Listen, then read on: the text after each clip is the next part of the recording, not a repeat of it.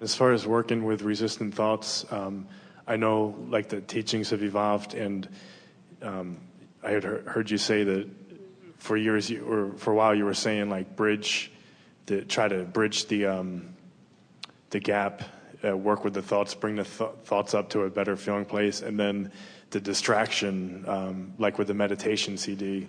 And that seems like the way that resonates with me more. It seems easier to just distract instead of trying to move resistant thoughts to a higher feeling place, because you just wrestle with them and you're kind of stuck with them. We agree. But it was the path of least resistance for us to speak to our friends of mass consciousness in the way that we did. Because when you come with all of these things you want that you can't figure out how to get, and we say, just don't worry about it, they will come. Just meditate and go to the beach and pet your cat.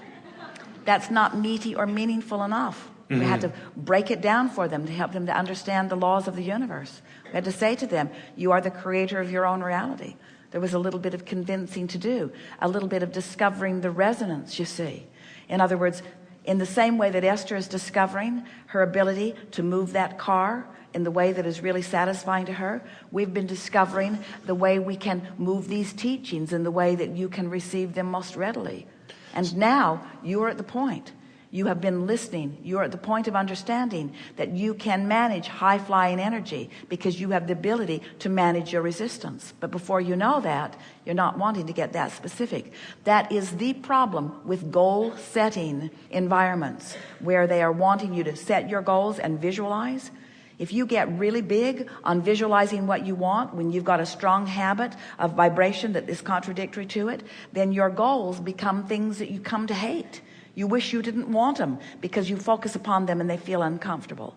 But when you've moved your vibration up steadily and deliberately, and you come to understand that if you have the ability to focus upon it and you can feel what you're doing with your vibration, that the universe has the ability to yield it to you, now you've got your hands on the steering mechanism and you've got your foot on the throttle, and there's no reason to have a break.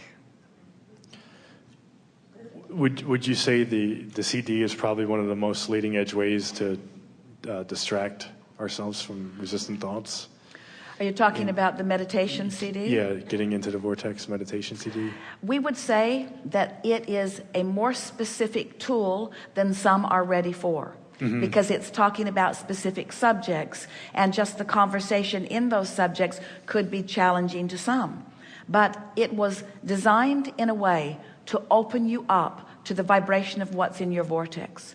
We are very purposeful about the precise words that we chose and about the methodology of the music that was offered. We think it's the closest thing to bring you into alignment that you will find.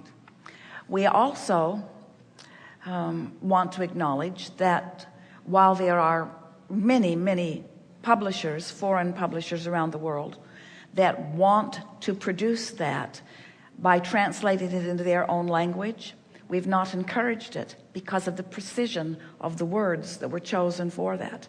They are vibrationally perfect. But every word means something different to everyone. So you sort of have to work yourself into vibrational alignment with it. And so that's where that music comes in. It sort of lulls you into a distracted place where the vibration of who you are will slow down enough. So it's sort of like the perfect combination. The music and the breathing technique slow you to the place that you're in a state of allowing. And then the subtle and precise mentioning of the things that we know are in your vortex allow you to achieve vibrational alignment with who you really are. We think it's a really good tool. Yeah, I was using it for a little while, and I definitely noticed a change, and I stopped using it. Like, why would I put the brakes on momentum? Why would it not feel completely comfortable to you? Well, why would I actually get in the way of that? Like, why would I, if the CD was working and I noticed changes happening, like stop using it? Or like, say I'm going to the gym and I start to feel better and I notice results and then I stop. Like, why would I get in the way of getting on the highway and just going? Do you see what I'm saying? We do, and in part it's the reason that we continue to offer you new processes, because sometimes a process sort of reaches its saturation point with you. In other words, sometimes when it's new, your anticipation is greater, and so your resistance is less. That's why there will always be another process. That's kind of how it is, huh? It's how it is. It's just, You are expanding beings, you see.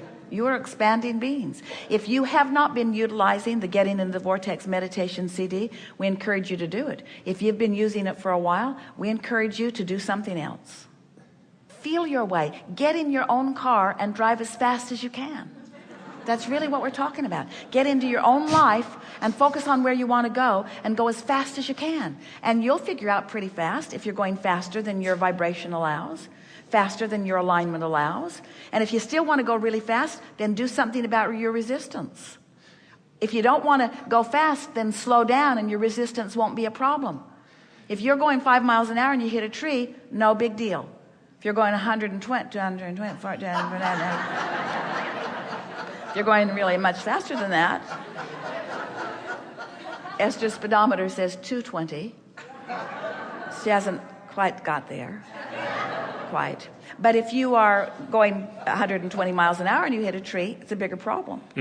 So the resistance really is the factor that you're wanting to keep your ear to the ground, so to speak, to feel. Well, the CD still felt fresh, like it still felt like there'd be a lot of benefit in still using it. And that's true of everything. It's true of conversations with friends. It's true of things that you are reminiscing about. There is much about your past. We're not trying to guide you away from your past. We're just wanting you to selectively sift high frequencies from your past. I think to me, deliberate creation and understanding the law of attraction is about having your life be bigger, not limiting yourself or who you're around. It's about allowing your life to be as big as you've already made it. Yeah. Because it's way bigger in the vortex version than you have allowed it to be. And so what we talk about all day, every day in these gatherings is, how can I prepare myself for the bigness of the life that I've created? And the answer is, feel your way to it. By demanding of yourself lots of fun, and demanding of yourself lots of high-flying good feelings, and demanding of yourself ease and relief, demanding of yourself feeling good. Just think and feel, speak and feel, have relationships and feel your way to it. And I believe people from the past can still be, part of that. Of course, because they are expanding and evolving rather too. than just trying to limit and control your environment so you can look at what is and feel good. Oh, you've said something so important here, because we are not wanting you to seek control over your environment at all. We want you to seek control of your vibration, and law of attraction will take care of the environment. And there's plenty in your current environment that has the potential of surprising and delighting you beyond our ability to describe it. And for me, I have the desire to be efficient. Is efficient the right word? Or to get the most out of that with what is, rather than like seeking something that's more. And there's a little bit of shortage consciousness in that, however, because wanting to get the most out of it has your attention upon not getting the most out of it.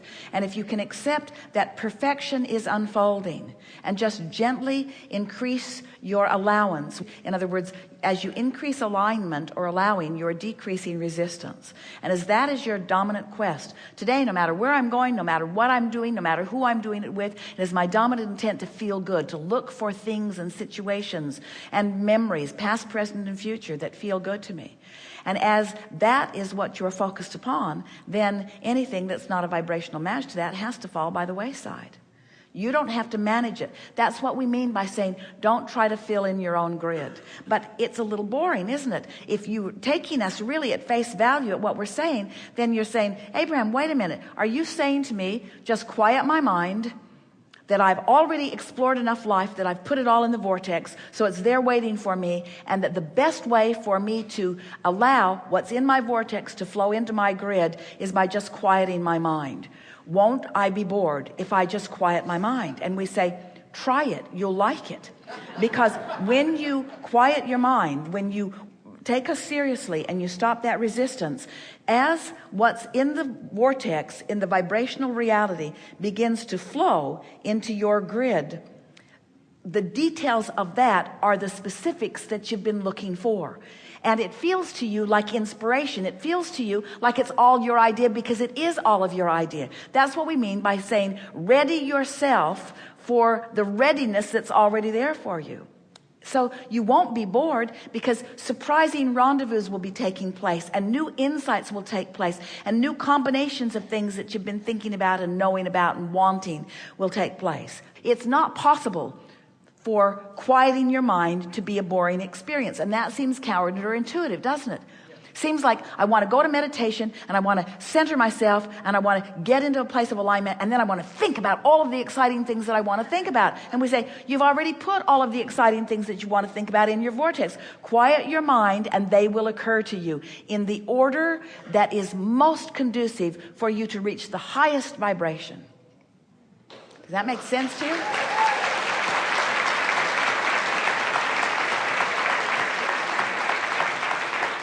It's finding that perfect pitch on your violin. It's really what it is. It's finding that perfect pitch by understanding that the perfect pitch has already been found. You're just not offering any more discordant chords. And in the absence of the discord, you find perfect pitch. And I know that's how it can be. I mean, on some inner level, I know that it can be that way. Perfect pitch. You're right. Yeah. Feels good to know it. And it's fun to have the conversation about it, isn't it? Mm-hmm. Yeah. Very good. Thank you. Yes, indeed.